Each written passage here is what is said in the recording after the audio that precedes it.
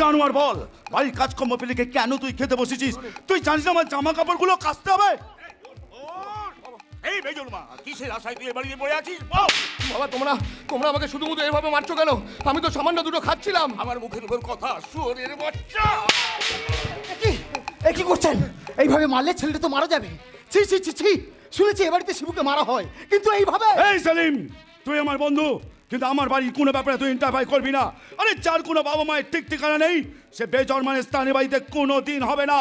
তোর মা শিবুকে জন্ম দেয়নি ঠিকই, কিন্তু কোলে পিঠে করে সন্তান স্নেহে মানুষ করেছিল বলেই আল্লাহ দোয়া করে তোকে পাঠিয়েছে। এসব ফালতু কথা। আরে শিবে বাড়িতে থাকলেও এ বাড়ি সম্পত্তির অধিকার পেয়ে যাবে। তুই একটা বেঈমান, হ্যাঁ তুই একটা বেঈমান। তুই জানিস না শিবুকে মারলে তোর মা কষ্ট পাবে? সেলিম, তুমি আমার জন্য ওদের সঙ্গে শুধু অশান্তি করো না ভাই, করো না। তোমায় দেখে মনে হচ্ছে তুমি সারাদিন কিছু খাওনি, তাই আসার পথে একটা চিড়ে ভাজা প্যাকেট কিনেছিলাম, তুমি এটা নেবে? না না না সেলিম, না না, তোমার এই খাবার আমি নিতে পারবো না ভাই, কারণ তোমার এই খাবার নিলে এ বাড়ির অমঙ্গল হবে। ও খাবার আমি নিতে পারবো না ভাই। এই সেলিম, আরে তুই আমার বন্ধু, এ শালা আমারই বাড়িতে দাঁড়িয়ে আর আমাদের অসম্মান করছিস। আরে শালা ও কি 30টা বছর না খেয়ে বেঁচে আছে? তোকে আমি আমার বাড়ি থেকে ঘাড় ধাক্কা দিয়ে বার করে দেবো। চল ওকে। এই শিবে, ও খাবার তুই খাবি না। আমরা হিন্দু আর ও মুসলমান। জাতের কথা যখন তুললেই বাবা, তখন তো এই খাবার আমি 100 বার খাবো। বাবা, আমরা হিন্দু, সেলিম মুসলমান, আমাদের রক্ত লাল আর সেলিমের রক্ত কিন্তু সাদা নয় বাবা। বাবা একটা কথা জেনে রাখবে, হিন্দু রোগী যদি হাসপাতালে অসুস্থ হয়ে ভর্তি হয় আর তার যদি রক্তের প্রয়োজন হয়, তাহলে ব্লাড ব্যাংক থেকে রক্ত নিয়ে সেই হিন্দু রোগীটিকে বাঁচানো হয় বাবা। সেই রক্তে কিন্তু লেখা থাকে না কোনটা হিন্দুর রক্ত আর কোনটা মুসলমানের রক্ত। তাই একজন হিন্দুর রক্তে যদি মুসলমান বাঁচে আর মুসলমানের রক্তে যদি হিন্দু বাঁচে, তাহলে মুসলমানের দেয়া খাবার আমি খাবো না কেন বাবা? দাও সেলিম, দাও, তোমার এই খাবার আমি খাবো, আমি অবশ্যই খাবো। মানবতার এসো হে যত ভেঙে ফেলে আজ সব বিভেদের ভেঙে ফেলে আজ সব বিভেদের সবাই মিলে গাই সম্প্রীতির গান। হিন্দু মুসলমান একই মায়ের দুটি সন্তান, হিন্দু মুসলমান একই মায়ের দুটি সন্তান। তবে রে জানোয়ার, না ভাই, মানুষ চিন্তা তুই ভুল করছিস, তোর মধ্যে মান হুঁশ কিছুই নেই, তবে তুই কিসের মানুষ? তোর এত বড় সাহস! আরে ভাই, হ্যাঁ মানুষ বলেই তো সাহস রে ভাই, আমরা মানুষ বলেই তো সাহস। একটা কথা জেনে রাখবি ভাই, ভগবান এই পৃথিবীতে অনেক রকম প্রাণীর সৃষ্টি করেছেন, কিন্তু মানুষ সবার উপরে। তাই তো মানুষ কুকুর পোষে, কুকুর মানুষকে পোষে না। মানুষ গরু ছাগল মাঠে চড়ায়, গরু ছাগল মানুষকে মাঠে চড়ায় না। এই মানুষই বাঘ ভাল্লুকের মতো জন্তু জানোয়ারকে খাঁচায় ভরে রাখে। তাই বলছি ভাই, যদি জাতের কথাই বলিস, কেবল মানুষ আর জানোয়ারই দুটো আলাদা জাত, মানুষের মধ্যে কখনো দুটো জাত হয় না ভাই, হয় না। তাই জাত ভুলে আগে মানুষকে সম্মান দিতে শেখ। কিসের হিন্দু, কিসের মুসলমান? আমরা মানুষ, আমরা অমৃত সন্তান। বাবা, এরপরও কি তুমি শিবেকে বাড়িতে জায়গা দেবে? ও যদি স্বেচ্ছায় এই বাড়ি ছেড়ে না যায়, তাহলে ওকে আমি খুন করে শ্মশানে পাঠাবো। 30টা বছর তো এই বাড়িতেই কাটালো, এবার নয় শেষ বয়সে আমার বাড়িতে নিয়ে গিয়ে আমরা দুজন একসাথে যাব। চল শিবু, চল। আমরা শিবু যাবে কবরে, কিন্তু ওর জন্ম তো হিন্দু ঘরে। আরে ভাই, শ্মশানেই হোক আর কবরেই হোক, আমরা মারা গেলে আমাদের শরীরটা ছাই কিংবা মাটি হবে, সোনার উপো হবে না, সোনার উপো হবে না। তাই হিন্দু মুসলিম ভাই ভাই হয়ে জীবনের পথে চলাই তো উচিত। আমরা যাবো দুর্গা মন্দিরে আর তোরা যাবি মসজিদে, আর আমরা বুক ফাটিয়ে বলবো, আমরা পীরের সিন্নি খাবো, ওরা বিবি সাধু, আমরা পীরের সিন্নি খাবো, ওরা বিবি সাধু, এসো সবাই গাই, এসো সবাই গাই রাম রহিমের গান। কৃষ্ণ ভগবান আল্লাহ মেহেরবান, কৃষ্ণ ভগবান আল্লাহ মেহেরবান, যিশু ভগবান আল্লাহ মেহেরবান। দাঁড়িয়ে রইলি যে? যা বাড়ির কাজকর্ম দেখে। বাবা আমি বলছিলাম কাণ্ড দেখো, কে তোর বাবা? তুই আমার ছেলে নোস, আমার বাড়ির চাকর তুই। পায়ের জুতো এ মাথার উপরে উঠতে চাইছে বাবা। ঠিক বলেছিস, সরি ঠিক বলেছিস, আমি ভুলে গিয়েছিলাম। এই শিবে বাবা। যা বাজারে গিয়ে আমার এই জুতো জোড়াটা এখনই পালিশ করে নিয়ে আয়। বাবা এই নে, এই নে। কি হলো দাঁড়িয়ে রইলি যে? যা তাড়াতাড়ি যা, আজ আমাকে স্কুলের অনুষ্ঠানে যেতে হবে, বিশাল অনুষ্ঠান, স্কুলের প্রেসিডেন্ট আমি। যা যা যা তাড়াতাড়ি যা। বাবা আমি বলছিলাম ওই বাড়িতেই যদি ওই ব্রাশ কালি দিয়ে তোমার এই জুতো জোড়া পালিশ করে দিই। কয়েকদিন ধরে যা পালিশ করেছিস তাতে তো ওই জুতো পরে কখনো বাইরে বেরোনো যায় না। আজ আমাকে একটু টিপটপ হয়ে যেতে হবে। এই শিবে, বুঝতে পারছিস সামান্য একটা জুতো পালিশ করতে গেলে যেটুকু যোগ্যতার প্রয়োজন, আরে সেটাও তো তোর মধ্যে নেই। হ্যাঁ ভাই তুই ঠিকই বলেছিস ভাই, তুই ঠিকই বলেছিস। আমি জানি রে ভাই, জানি। আমি এ বাড়িতে আমার চেয়ে জুতো জোড়া সম্মান অনেক বেশি, তাই তো এই জুতো জোড়া চকচকে করে পালিশ করা হয়। আর আমি এমনই হতভাগ্য, সকলের মন রেখে চলার চেষ্টা করি, তবু সেই জুতোর বাড়ি আমাকেই খেতে হয়। শিবে বাবা তোমরা এই জুতো জোড়া চকচকে করে পালিশ করে পায়ে পরো, আর আমি আমার মনটাকে ঝকঝকে করে তোমাদের সেই জুতো পরা পায়ে নিবেদন করি। তবু তোমরা আমার চেয়ে জুতো জোড়া সম্মান বেশি দিয়ে আমার পবিত্র মনের পুষ্পাঞ্জলিকে ঘৃণা করো। আমি তোমাদের উচ্ছিষ্ট খাবার খাই, তোমাদের পুরনো জামা কাপড় পরি, তোমরা যে যা বলো তাই করি, তাহলে সামান্য ভালোবাসাটুকু কেন পাই না বাবা? ভালোবাসা? না বাবা পিতৃত্বের ভালোবাসা নয় ভাই রে, ভ্রাতৃত্ব বন্ধনের ভালোবাসা নয়, শুধুমাত্র একজন মনিব তার কর্মচারীকে যতটুকু ভালোবাসে আমি শুধু সেটুকু চাই বাবা। একটা বেজন্মার সেটাও আশা করা ভুল। আরে হ্যাঁ, বেজন্মা এই একই কথা ঘরে বাইরে আমাকে বারবার শুনতে হয়। তাই তো মাঝে মাঝে মনে হয় এই সভ্য সমাজের গণ্ডি পেরিয়ে মিশে যাই নোংরা সমাজে, খুঁজে বার করি আমার সেই বেজন্মা বাপটাকে, তারপর তার কাছ থেকে নিজের জন্ম পরিচয়টা আদায় করে নিয়ে এই জুতো পেটা করে শরীরের রক্ত আমার টকবক করে ফুটতে থাকে, প্রতিশোধের নেশা জেগে ওঠে আমার মস্তিষ্কের কোষে কোষে। মনে হয় এই সভ্য সমাজের শিক্ষক হয়ে এই নোংরা মানুষগুলোকে চাবুক পেটা করি। শিক্ষক শিক্ষার নামে অশিক্ষার চারা গাছ লাগাচ্ছে, ডাক্তার ছুরি কাছি চালিয়ে মেয়েদের ভ্রূণ হত্যা করছে, পুলিশ জনগণের ট্যাক্সের টাকায় মাইনে নিয়ে প্রশাসনকে প্রহসন করছে। এই দুনিয়ায় কিছু সংখ্যক মা বুক ফালিয়ে বলতে পারবে না কে তার সন্তানের বাবা।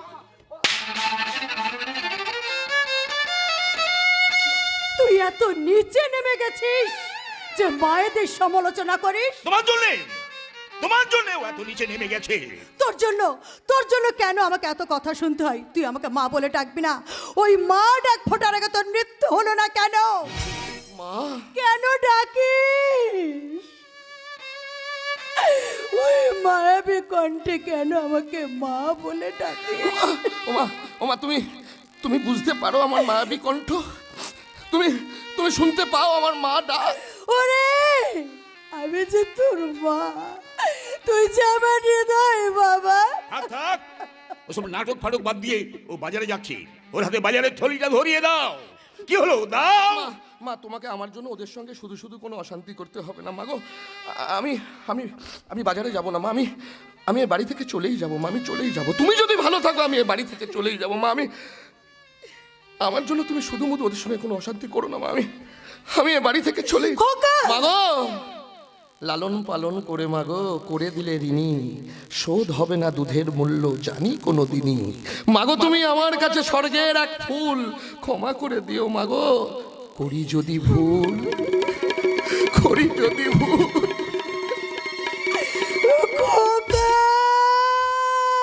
করুণা ও চলে যাচ্ছে, ওকে যেতে দাও। বাবা এসব আমি আর কতদিন সহ্য করব? কখনই না, ওকে আমি উচিত শিক্ষা দেবো। বলে দেবো?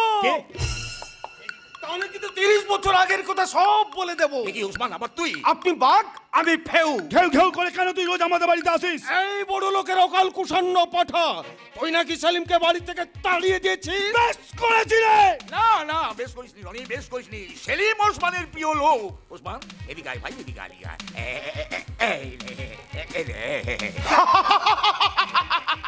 লাইনে চলো বাবা, লাইনে চলো। ওসমান 500 টাকা ছাড়ুন। সে কি রে একবারে 100 থেকে 500? 30 বছর আগে 100 ছিল, এখন তো 500 হবেই। বাটাই তো বলে হ্যালা 30 বছরের বাচ্চার ওজন আর 1 বছরের বাচ্চার ওজন কি? আরে আতুড়ির বাচ্চাকে নাচাতে গেলা যদি 5000 টাকা লাগে, তো 30 বছরের বাচ্চাকে নাচাতে গেলে কত লাগবে গো টেকো বুড়ো? তার উপর তোমার মতো আড্ডামরা ভেড়োর টিম নাকি নাচাতে তো ওসমান ভাই মাত্র 500 টাকা চেয়েছে। মামা হ্যাঁ। তুমি চুপ করবে। এই এই এই এই এই থেমনা, কেন চুপ করবে না? বলে কেন চুপ করবে? তোরা চোখ রাঙিয়ে পুলিশকে থামাতে পারবি, নেতা মন্ত্রীদের থামাতে পারবি, কিন্তু আমাদের থামাতে পারবি না।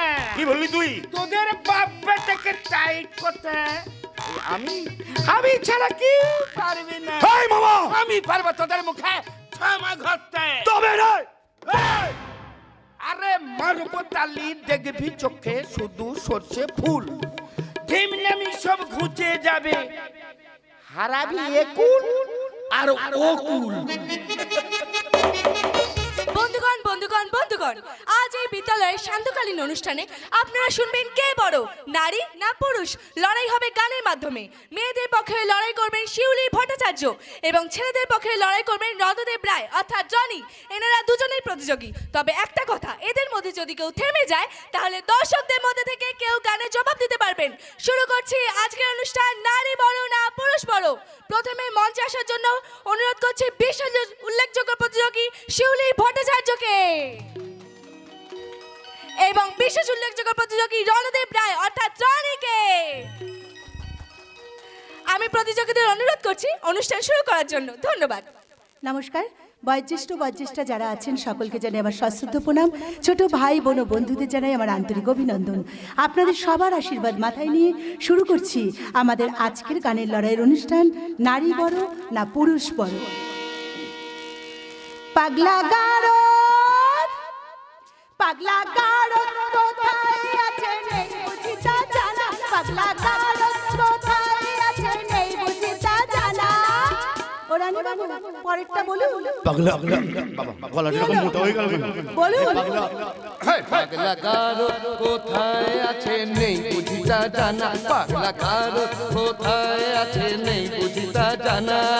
ঘোড়ার কি ডিম হয় সেই ডিমের কি হয় ছানা, পাগলা গারো কোথায় আছে নেই বুঝিতা জানা, গারো কোথায় আছে নেই বুঝিতা জানা। এবার তুমি শুরু করো দেখি, বলো বলো বলো। নারী দেখলে পুরুষের চোখ হয়েছে ছানা বড়া, নারী দেখলে পুরুষের চোখ হয়েছে ছানা বড়া। পুরুষ নারীর কোনোদিনও হয় না বোঝা পড়া, হায় হায় হয় না বোঝা পড়া, হায় রে হয় না বোঝা পড়া।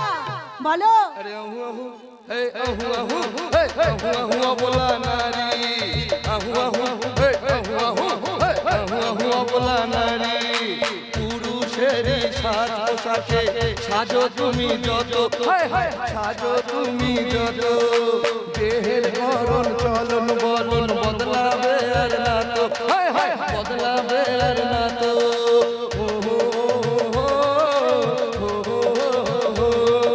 এবার বলো। আজারে ভয় পায় না নারী পুরুষের অত্যাচারে, আজারে ভয় পায় না নারী পুরুষের অত্যাচারে। যা কিছু করে সে যে, যা কিছু করে সে যে নিজের অধিকারে, আজারে ভয় পায় না নারী পুরুষের অত্যাচারে। বলো বলো বলো। নারী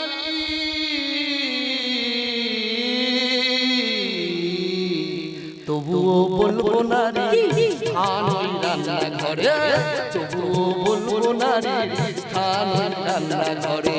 রাগ হলে ভাইরে রাগ হলে অবলা নারী,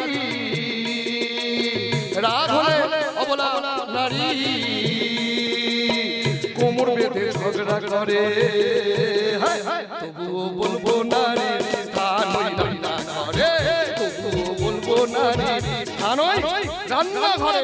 চাঁদ গেল চন্দ্র যান সেখানেও নারীর আছে অবদান, চাঁদ গেল চন্দ্র যান সেখানেও নারীর আছে অবদান। ব্যস্ত বললে ব্যস্ত বললে। এবার একজন মায়ের বর্ণনা দাও দেখি।